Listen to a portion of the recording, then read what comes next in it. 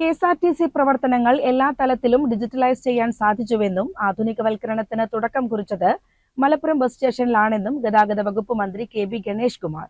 Malappuram KSRTC bus terminal cum shopping കോംപ്ലക്സിൽ വിവിധ പ്രവൃത്തികളുടെ ഉദ്ഘാടനം മന്ത്രി നിർവഹിച്ചു.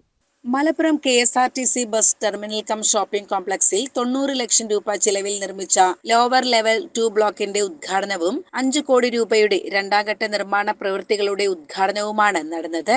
ജീവനക്കാരുടെ ക്ഷേമത്തിനായി മെക്കാനിക്കൽ, ഡ്രൈവർ, കണ്ടക്ടർ വിഭാഗങ്ങളിൽ പരമാവധി പ്രമോഷനുകൾ നടപ്പിലാക്കാൻ കെ.എസ്.ആർ.ടി.സി എം.ഡിക്ക് നിർദ്ദേശം നൽകിയിട്ടുണ്ട്. കൂടാതെ സംസ്ഥാനത്ത് 31 ഡ്രൈവിംഗ് സ്കൂളുകൾ ആരംഭിക്കുന്നതിന്റെ ഭാഗമായി 23ാമത്തെ സ്കൂൾ ഉടൻ ഉദ്ഘാടനം ചെയ്യും. മലപ്പുറത്തെ യാത്രക്കാർക്കായി ബംഗളൂരുവിലേക്ക് പുതിയ AC ബസ് സർവീസും ഊട്ടിയിലേക്ക് പഴയ വണ്ടി മാറ്റി സൂപ്പർ ഫാസ്റ്റ് സർവീസും ആരംഭിക്കുമെന്ന് മന്ത്രി പ്രഖ്യാപിച്ചു.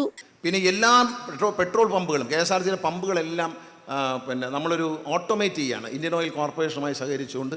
അപ്പോൾ ഒരു ലിറ്റർ ഡീസൽ ഇവിടെ അടിച്ചാൽ കെ.എസ്.ആർ.ടി.സി എം.ഡിക്ക് അവിടെ കാണാൻ പറ്റും ഇവിടെ 1 ലിറ്റർ ഡീസൽ അടിച്ചു.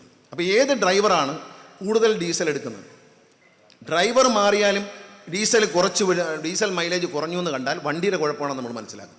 ആ വണ്ടിയെ പരിഹരിക്കും.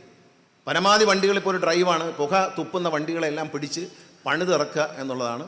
1400 വണ്ടി, ഞാൻ മന്ത്രിയും പ്രമോദ് ശങ്കർ CMD ആയിട്ട് വരുമ്പോൾ 1450 വണ്ടി വരെ ഒരു ദിവസം ഷെഡിൽ കിടക്കായിരുന്നു.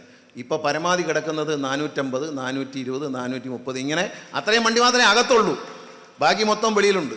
നിങ്ങളിപ്പോൾ റോഡിൽ പോയി കഴിഞ്ഞാൽ പണ്ട് കെ.എസ്.ആർ.ടി.സി ബസ് വല്ലപ്പോഴും കാണാൻ പറ്റും, ഇപ്പോൾ എപ്പോഴും കാണാം. എല്ലാത്തിനും ആളുമുണ്ട്. കാരണം ജനങ്ങളെ ആകർഷിച്ചത് നമ്മളൊരു നല്ല കാര്യത്തിലൂടെയാണ്.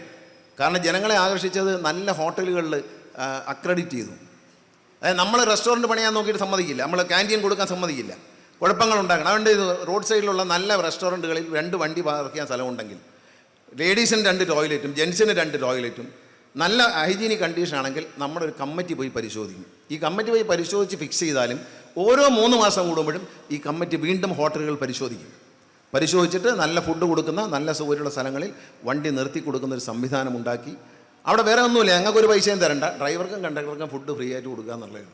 അവർ നിർത്തി കൊടുക്കും. അത് പണ്ടൊരു രഹസ്യ പരിപാടിയായിരുന്നു, അത് ഞങ്ങൾ പരസ്യമാക്കി. അത്രയുള്ളൂ. അപ്പോൾ പിന്നെ കുഴപ്പമില്ല. രഹസ്യമായിട്ട് കള്ളത്തരം കാണിക്കുന്നതിനേക്കാൾ നല്ലത് സത്യസന്ധമായിട്ട് പറയാം, ഡ്രൈവറും കണ്ടക്ടർക്കും ഫുഡ് കൊടുക്കുക നിങ്ങൾ ഫ്രീ ആയിട്ട്. വേറെ കെ.എസ്.ആർ.ടി.സിക്ക് ഒന്നും തരണ്ട, ഒരു 10 രൂപയുടെ ടിക്കറ്റ് എടുത്താൽ മതി. കാരണം വണ്ടി എവിടെ വന്നു എന്നറിയാൻ വേണ്ടി മാത്രം. അപ്പം ജീവനക്കാരെ സംബന്ധിച്ച് സന്തോഷിക്കാൻ വകുപ്പുണ്ട്. ഒരുവിധം ആൾക്കാർക്കെല്ലാം പ്രമോഷൻ തന്നിട്ടേ ഞാൻ ഇലക്ഷനിലേക്ക് പോവുള്ളൂ എന്ന് ജീവനക്കാർക്ക് ഞാൻ ഉറപ്പ് തരികയാണ്. അതുകൊണ്ട് എല്ലാവർക്കും ഒരുവിധം ആൾക്കാർക്കെല്ലാം പ്രമോഷൻ പ്രതീക്ഷിക്കാം. മെക്കാനിക്കൽ വിഭാഗത്തിലും കണ്ടക്ടർ, ഡ്രൈവർ എല്ലാവരും ഒരു പ്രമോഷൻ്റെ സാധ്യതകൾ ഞാൻ തരും. അതിനുള്ള തീരുമാനം ഇന്ന് രാവിലെ മലപ്പുറത്ത് വെച്ച് ഞാൻ CMDക്ക് കൊടുത്തു കഴിഞ്ഞു. നാളെയോ മറ്റന്നാളോ അദ്ദേഹം അതിൻ്റെ ഉത്തരവ് പുറത്തിടിയിക്കും. എന്നെക്കൊണ്ട് ചെയ്യാൻ പറ്റുന്നതെല്ലാം ഞാൻ ചെയ്യും. പിന്നെ ശമ്പളം വർദ്ധിപ്പിച്ചതിനൊക്കെ ആഗ്രഹമുണ്ട്, DA കൂട്ടിത്തരണമെന്ന് ആഗ്രഹമുണ്ട്. പക്ഷേ നമ്മുടെ ഒരു സാമ്പത്തിക സ്ഥിതി അങ്ങനെ മെച്ചപ്പെട്ടിട്ടില്ല. കഴിഞ്ഞ മാസമൊക്കെ ഏതാണ്ട് 134 കോടി രൂപ ഓവർ ഡ്രാഫ്റ്റ് ഓടി നിൽക്കുകയാണ്. അപ്പോൾ ശമ്പളം സർക്കാർ തരുന്ന പൈസ കൂടി ചേർത്തുകൊണ്ടാണ് ശമ്പളം കൊടുക്കുന്നത്. അപ്പോൾ അത് കിട്ടാൻ താമസിക്കുമ്പോൾ നമ്മുടെ ഓവർ ഡ്രാഫ്റ്റ് ഭയങ്കരമാണ്, അതിന് പലിശ ഭയങ്കരമായിട്ട് കൂടും. അതുകൊണ്ടാണ് പല ചെലവുകളും വെട്ടി കുറയ്ക്കുന്നത്. മലപ്പുറം നഗരസഭയിൽ പിങ്ക് ബസ് അനുവദിക്കുമെന്നും അദ്ദേഹം കൂട്ടിച്ചേർത്തു. P. ഉബൈദുള്ള MLA അധ്യക്ഷത വഹിച്ചു. ചടങ്ങിൽ KSRTC MD doctor Pramod Shankar സ്വാഗതം പറഞ്ഞു.